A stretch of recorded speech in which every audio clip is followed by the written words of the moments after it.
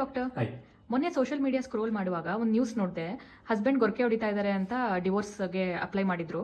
ಇದು ಗೊರಕೆ ಹೊಡೋದು ಅಷ್ಟು ದೊಡ್ಡ ಪ್ರಾಬ್ಲಮಾ? ನೋಡಿ, ಗೊರಕೆ ಹೊಡೆಯೋದ್ರಿಂದ ನೆಕ್ಸ್ಟ್ ಡೇ ನಮ್ಮದು ಆಕ್ಟಿವಿಟಿ ಲೆವೆಲ್ ಕಡಿಮೆ ಆಗೋದು, ಇಲ್ಲ ಹೆಡೇಕ್ ಆಗೋದು, ಅಥವಾ ರಿಫ್ರೆಶ್ ಅನಿಸದೇ ಇರೋದು, ಇವೆಲ್ಲ ಎಲ್ಲಿವರೆಗೂ ಆಗ್ತಿಲ್ಲಲ್ಲ ಅಲ್ಲಿವರೆಗೂ ಆ ಪರ್ಸನಿಗೆ ಏನೂ ಎಫೆಕ್ಟ್ ಆಗಲ್ಲ.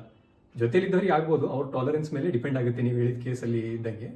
ಬಟ್ ಇವೆಲ್ಲ ಆಗ್ತಿದೆ ಅಂದರೆ ಅವಾಗ ಕಾಶಿಯಸ್ ಆಗಿರಬೇಕು.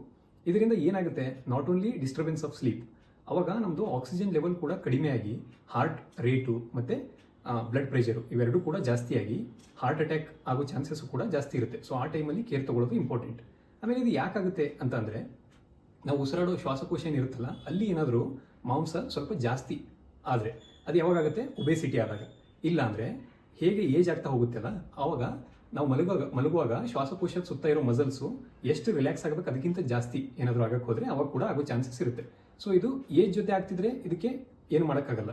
ಬಟ್ ಇದಕ್ಕೆ ಇನ್ನೊಂದು ರೀಸನ್ ಏನಿದೆ, ಆಲ್ಕೋಹಾಲ್ ತೊಗೊಳೋದ್ರಿಂದ ಅದು ಜಾಸ್ತಿ ರಿಲ್ಯಾಕ್ಸ್ ಆಗುತ್ತೆ. ಸೊ ಅದನ್ನು ಅವಾಯ್ಡ್ ಮಾಡಬೇಕು. ಇದ್ರ ಜೊತೆಗೇನೆ ಮೌತ್ ಬ್ರೀದಿಂಗ್ ಅಂತ ಹೇಳ್ತೀವಿ ನಾವು. ಸೊ ಮೌತ್ ಬ್ರೀದಿಂಗ್ ಮಾಡೋದ್ರಿಂದನೂ ಕೂಡ ಈ ಥರ ಗೊರಕೆ ಆಗೋ ಚಾನ್ಸಸ್ ಇರುತ್ತೆ. ಸೊ ಇದಕ್ಕೆ ಏನು ಮಾಡ್ಬೋದು, ಮೌತ್ ಬ್ರೀದಿಂಗ್ನ ಅವಾಯ್ಡ್ ಮಾಡಬೇಕು ಆದಷ್ಟು. ಅದು ಜೊತೆಲಿದ್ದವರು ಹೆಲ್ಪ್ ಮಾಡ್ಬೋದು. ಅದು ಬಿಟ್ಟರೆ ನಿಮಗೆ ಆ ಪ್ರಾಬ್ಲಮ್ ಇದೆ ಅಂದರೆ ಸ್ವಲ್ಪ ಹೆಡ್ ಆ್ಯಂಡ್ ಎಲಿವೇಷನಲ್ಲಿ ಅಥವಾ ಸೈಡಲ್ಲಿ ಮಲಗೋ ಹ್ಯಾಬಿಟ್ ಮಾಡಬೇಕು. ವೆಯ್ಟ್ ರಿಡಕ್ಷನ್ ಮೇಲೆ ಫೋಕಸ್ ಮಾಡಿ. ಇಷ್ಟೊಂದೆಲ್ಲ ಮೆಜರ್ಸ್ ತೊಗೊಂಡ್ರೆ ಗೊರಕೆ ಪ್ರಾಬ್ಲಮ್ನ ಸಾಲ್ವ್ ಮಾಡ್ಕೊಬಹುದು. Okay, thank you so much. Thank you.